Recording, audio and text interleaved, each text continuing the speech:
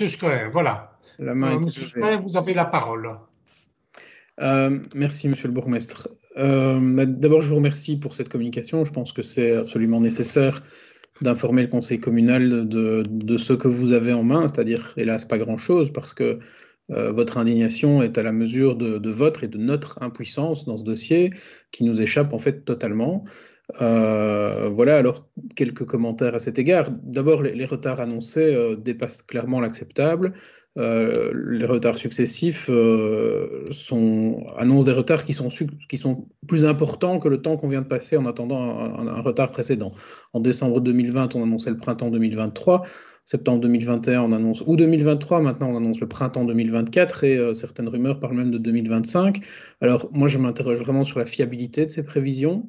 J'ai l'impression que de 3 mois en 3 mois, de 6 mois en 6 mois, on va reporter le chantier, mais sans vraiment donner d'informations précises qui nous permettront de savoir ce qu'il en est précisément. Il est évident à mes yeux que le entre guillemets, partenaire privé manque à ses obligations, y compris à ses obligations de moyens. On observe que le chantier est parfois laissé en déshérence pendant des semaines à certains endroits, alors que c'est une situation gênante pour les riverains. Il n'y a pas du tout une volonté d'avancer rapidement. Il y a beaucoup trop peu d'hommes, de matériel sur le chantier. Je pense que beaucoup de gens ont fait ce constat.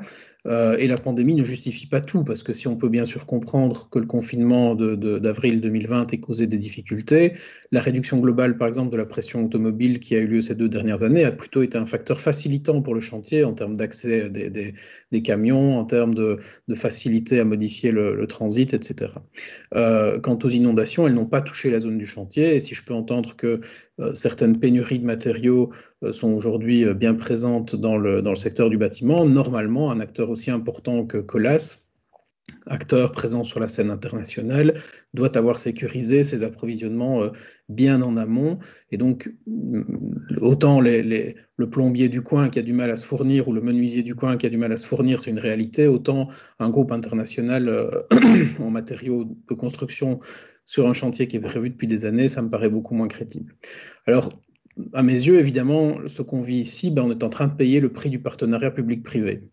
Donc, pour les gens qui nous écoutent, il faut bien qu'ils comprennent que cette notion de partenariat public-privé, qui est vraiment au cœur du néolibéralisme aujourd'hui, qui est un principe de destruction du service public à travers une logique de privatisation larvée de son organisation même, puisqu'il s'agit de déléguer au privé l'organisation même du service. On sait que le PPP n'a été acceptable qu'au prix du transfert vers le privé de certains services, par exemple le nettoyage des futures rames du tram et leur entretien. Ce PPP, on nous l'a vendu principalement au nom de 2 arguments. La maîtrise des coûts, d'une part, et la maîtrise du calendrier, d'autre part. Et on a des déclarations multiples, notamment du ministre Henry, qui a été le grand promoteur de ce partenariat public-privé, y compris du groupe écolo au sein de notre conseil, qui nous ont expliqué à quel point c'était formidable. C'est vrai qu'on avait dû prendre une décision pragmatique, ce mot pragmatique, qu'est-ce qui ne justifie pas, mais que quand même, comme ça, au moins, on était sûr du calendrier. Ah ben non, manifestement non, puisque d'abord, on a eu une perte de plusieurs années avant même l'attribution du marché, liée au fait qu'on n'a pas réussi à rentrer dans les clous d'Eurostat pour ce PPP, alors qu'un contrat en régie n'aurait pas eu ce problème. Et puis maintenant, on est en train de perdre 2 années supplémentaires en raison des retards du chantier, qui normalement était quelque chose contre quoi on était totalement prévenu par ce PPP. Quant au coût financier, là on sait bien qu'évidemment le PPP coûte beaucoup plus cher qu'un fonctionnement en régie. Et donc les 2 arguments fondamentaux qui ont été avancés par le gouvernement de l'époque, par M. Henry et par tant d'autres, sont en fait totalement effondrés. Donc il faut d'abord tirer les leçons. Et j'aimerais entendre ici, et notamment de la part du groupe Vert Ardent, un propos beaucoup plus clair en disant « nous ne défendrons plus jamais de PPP ». Ça doit être quelque chose qui doit être dit. Et de votre part aussi, monsieur le bourgmestre. Alors, 3e point, les indemnités. Les conséquences de ce chantier sont véritablement énormes pour la ville, pour ses usagers, pour ses acteurs économiques et culturels. Ça a été dit par les autres orateurs, je pense qu'il faut le répéter. Aujourd'hui, se déplacer à pied ou à vélo en ville est devenu dangereux. Aujourd'hui, de multiples commerçants sont dans l'incertitude du lendemain parce que non seulement ils sont en difficulté à cause du chantier, mais en plus ils ne savent même pas combien de temps ça va durer parce qu'on ne communique pas sur où le chantier va s'arrêter, dans quelle rue, comment est-ce que ça va se passer, etc. Donc ils sont dans l'énorme expectative du lendemain en ne sachant pas est-ce qu'il faut investir, est-ce qu'il faut attendre, est-ce qu'il faut arrêter l'activité. Voilà, même chose pour les acteurs culturels qui ont déjà été très très lourdement touchés par les mesures sanitaires. Ils sont ici doublement touchés. Voilà. Alors notre collègue Fabrice Dresse s'inquiétait le mois dernier ou le mois d'avant du montant énorme des indemnités que le privé allait devoir payer. Pour ma part, je m'inquiète que ces indemnités soient bien payées.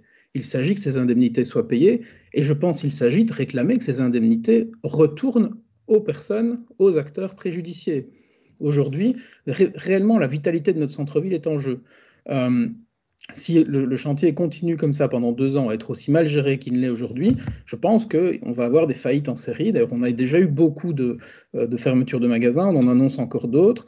Et cette situation va s'empirer si nous ne prenons pas les devants. Et donc, avec Vega, nous demandons que les indemnités soient réclamées jusqu'au dernier centime aux partenaires, entre guillemets, privés, et soient reversées à la ville d'une part, parce que la ville est aussi victime de ce préjudice, et à tous les acteurs concernés. Mais nous vous demandons aussi, monsieur le bourgmestre, de sortir de vos rodomontades et d'envisager une action judiciaire en indemnisation, d'envisager de procéder à une action judiciaire contre ce soi-disant partenaire, qui n'en est pas un, qui est en train de nous mettre gravement la tête sous l'eau, et de consulter un avocat spécialisé pour voir quelles possibilités il existe d'obtenir des indemnités auprès de ce PP-piste qui ne remplit pas sa mission. Alors que faire maintenant ? Je pense qu'il y a 5 demandes à porter. La première, c'est nous ne nous satisfaisons pas d'un délai qui est annoncé comme ça. Nous voulons une information beaucoup plus précise, rue par rue, mois par mois. Nous voulons savoir quelle rue va être en chantier, pendant quelle durée, à quel moment. Et cette information doit être partagée pour faire en sorte que tous les acteurs dont j'ai parlé, tous les habitants, tous les riverains, sachent comment les choses vont se passer pour eux. Deuxième chose, je pense que nous devons encore demander une commaîtrise d'ouvrage communale. Une des raisons pour lesquelles nous sommes dans cette situation aujourd'hui, c'est parce que la maîtrise d'ouvrage est régionale et que la région, il faut le dire, il faut le constater, il faut le reconstater, se préoccupe peu des difficultés de Liège. Et que vu de Namur, c'est pas si grave que ça, que Liège soit 2 ans de plus dans les travaux. Et donc, je pense que nous devons avoir une maîtrise d'ouvrage communale du chantier et nous devons exiger que la maîtrise d'ouvrage soit partagée entre la région et la commune, de façon à ce que la ville ait exactement les mêmes prérogatives que la région dans le rapport avec le partenaire privé. Troisième demande, nous demandons la création d'un conseil consultatif du tram qui se réunirait tous les mois, notamment pour examiner tous les enjeux de gestion du chantier au niveau local, de façon à ce que les acteurs de la ville, les acteurs associatifs, les commerçants soient associés à la façon dont les choses se passent et puissent faire remonter en direct leurs préoccupations, et notamment cette question qui est vraiment problématique et récurrente des mauvais aménagements en termes de sécurité pour les piétons et les cyclistes, qui va finir par avoir des conséquences tragiques. Quatrième demande, nous voulons une expertise juridique sur la possibilité de sortir du PPP. Face à un PP-piste qui ne remplit pas sa mission, face aux indemnités colossales qui vont devoir être payées, qui doivent être payées, nous pensons qu'une négociation, un espace de négociation existe et qu'il faut juridiquement examiner la possibilité de sortir du PPP pour revenir à un tram en gestion publique. Et cinquième chose, nous voulons que la ville de Liège et la métropole de Liège réclame explicitement que la compétence du transport métropolitain revienne au niveau métropolitain. Il est évident aujourd'hui que gérer le transport public au niveau régional est un échec, une impasse totale. Un conseil d'administration de l'OTW qui pilote le TEC depuis Namur n'est pas fonctionnel. C'est pas possible de devoir décider de comment on va. La modification des lignes n'est pas une compétence qui peut être gérée depuis Namur, ça doit être une compétence qui est gérée localement au niveau métropolitain. Voilà, et tout ça évidemment importe énormément, et je conclurai avec ça, par rapport à la ligne 2, qui est nécessaire, qui aujourd'hui est en train d'être torpillée, il faut bien le dire, parce que l'énorme prévention que les Liégeois auront par rapport à un nouveau chantier va être un obstacle supplémentaire, alors que cette ligne 2 est absolument nécessaire, mais légitimement, les gens qui ont vécu ce chantier vont se dire, on n'en veut pas plus. Ceci dit, ce raisonnement aura aussi lieu pour d'autres types d'aménagements, BHNS ou tram, ça ne changera pas grand-chose. On va vraiment avoir des difficultés à l'avenir à faire partager la nécessité d'investissements supplémentaires dans le transport en commun quand un grand chantier comme celui-ci est aussi mal géré. Mais surtout, il faut que cette ligne 2 soit un projet public de bout en bout. Nous croyons au service public, nous défendons le service public et nous avons ici la démonstration cruelle, très cruelle, que quand on s'éloigne des logiques du service public, on en paye le prix au décuple. Je vous remercie pour votre attention.